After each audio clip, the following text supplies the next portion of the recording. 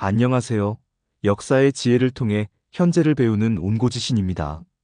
오늘 우리는 역사상 가장 이상적인 군주 중 한 명으로 꼽히는 인물, 바로 한나라의 효문제를 만나보려 합니다.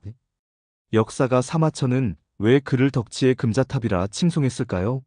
사마천의 북끝에서 되살아난 효문제의 이야기, 지금 시작합니다. 사마천의 사기는 단순한 역사 기록이 아닙니다.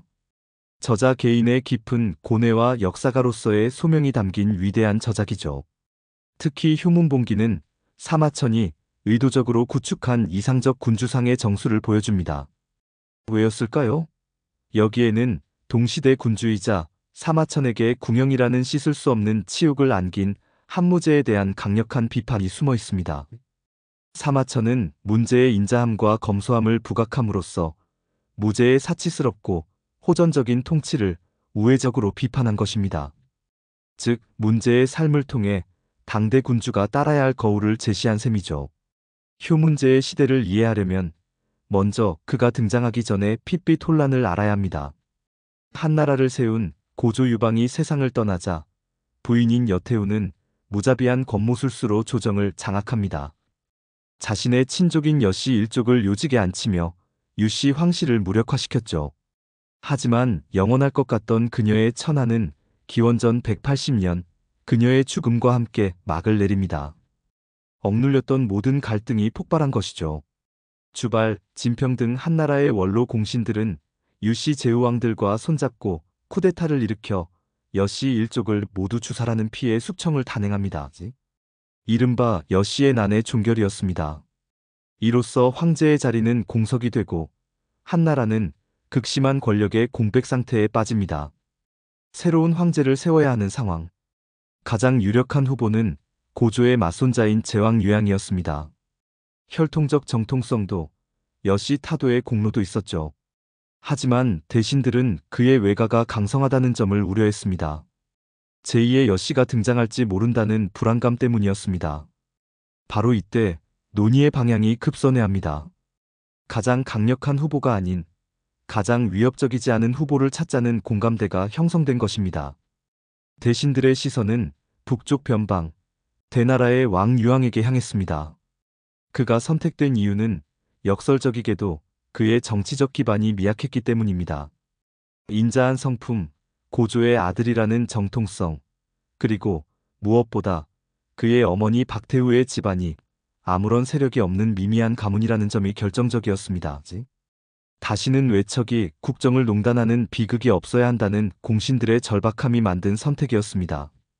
황제로 추대한다는 소식을 들었을 때 대왕 유황은 기쁨보다 깊은 의심에 휩싸였습니다. 자신을 제거하려는 함정일 수 있다고 생각한 것이죠.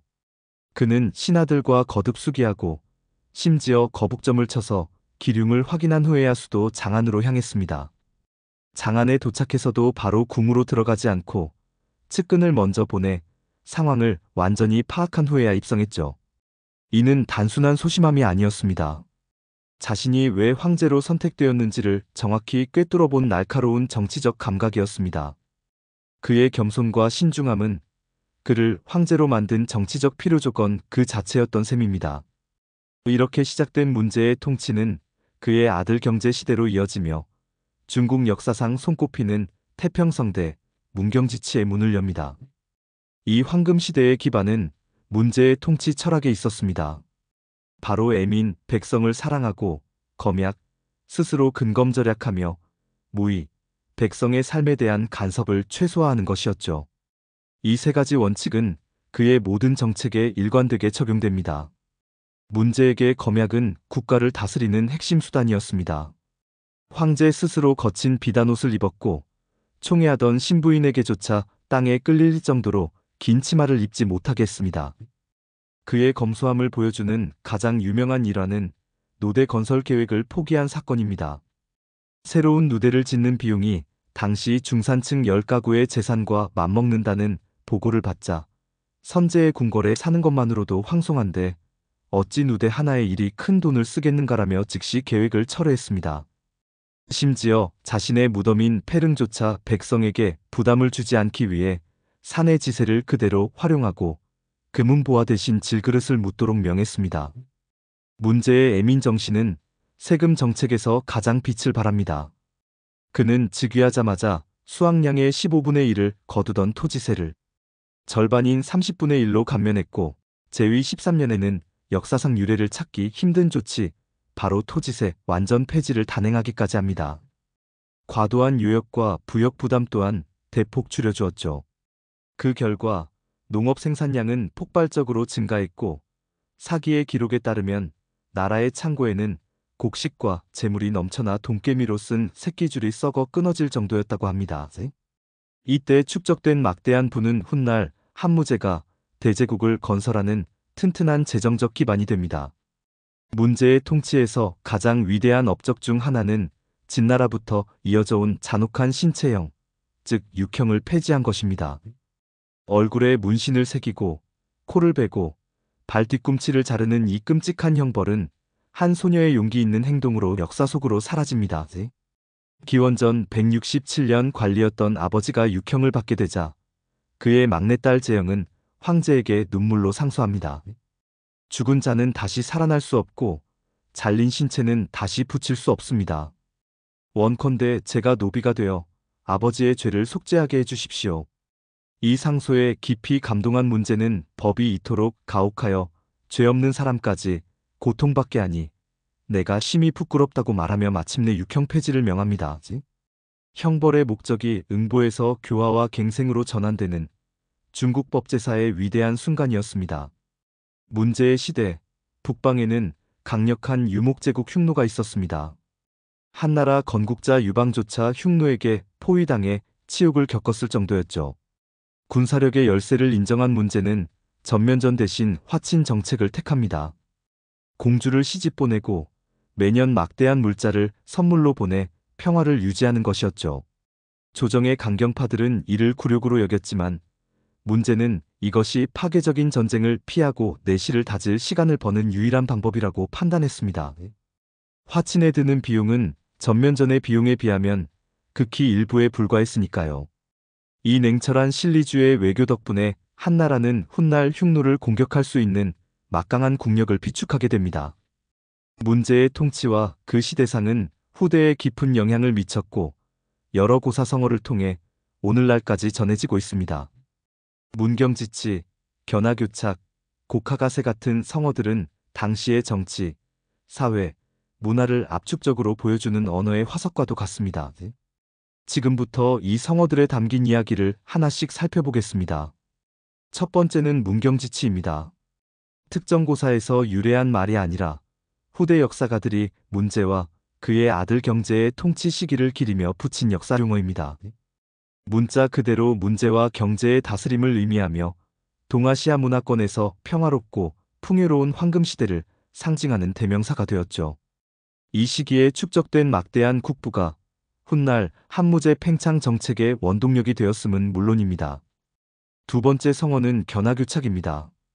개의 이빨이 서로 맞물려 있는 모습이란 뜻으로 국경이나 세력권이 복잡하게 얽혀있는 상황을 비유하죠. 흥미롭게도 이 말은 문제시대가 아닌 그의 증손자 한무제 때 등장합니다. 제후왕들이 중앙집권화를 추진하는 무제에게 선대 황제께서 저희에게 땅을 넓게 주신 것은 마치 개의 이빨처럼 서로 맞물리게 하여 수도를 지키게 하려 하심이었습니다라고 항변하며 사용한 표현입니다. 이 말은 문제시대 중앙정부가 직접 통치하는 군현과 제후왕들이 다스리는 왕국이 공존했던 복잡한 군국제의 정치 지형을 매우 정확하게 묘사하고 있습니다. 마지막으로 두 가지 성어를 더 살펴보겠습니다. 먼저 곡하가세, 학문을 굽혀 세상에 아첨한다는 뜻입니다. 이 말은 문제의 황후이자 도가 사상의 신봉자였던 두태후와 강직한 유학자 원고생의 논쟁에서 유래했습니다. 이 일화는 문경지치 시기의 국가 통치 이념이 유교가 아닌 무의자연을 강조하는 도가 사상이었음을 명확히 보여줍니다. 다음은 일벌백계에 대한 비판적 고찰입니다. 한 사람을 벌하여 100사람을 경계시킨다는 이 말은 종종 문제와 연관되기도 하지만 이는 그의 통치 철학을 근본적으로 오해하는 것입니다. 본보기를 위한 가혹한 처벌을 강조하는 일벌백계는 잔혹한 육형을 폐지하고 인자함을 실천한 문제의 통치 방식과는 정면으로 배치되는 개념입니다. 사마천의 북끝에서 되살아난 한 문제. 그의 통치는 화려한 정복이나 거대한 건축으로 업적을 과시하는 군주가 아니라 백성의 고통에 귀 기울이고 스스로를 낮추며 인과 덕으로 나라의 근본을 튼튼히 하는 리더십이었습니다. 결론적으로 그가 아끼고 쌓았기에 그의 증손자 한무제가 마음껏 쓸 수 있었던 것입니다. 2000년이 넘는 세월이 흘렀음에도 효문봉기가 여전히 우리에게 깊은 울림을 주는 이유. 그것은 바로 백성을 근본으로 삼는 통치라는 보편적이고 영원한 가치를 담고 있기 때문일 것입니다. 오늘 온고지신의 이야기는 여기까지입니다. 한 문제의 리더십에서 오늘을 살아가는 우리는 어떤 지혜를 얻을 수 있을까요? 영상이 유익하셨다면 구독과 좋아요 부탁드립니다. 다음 시간에도 흥미로운 역사의 지혜로 찾아뵙겠습니다. 감사합니다.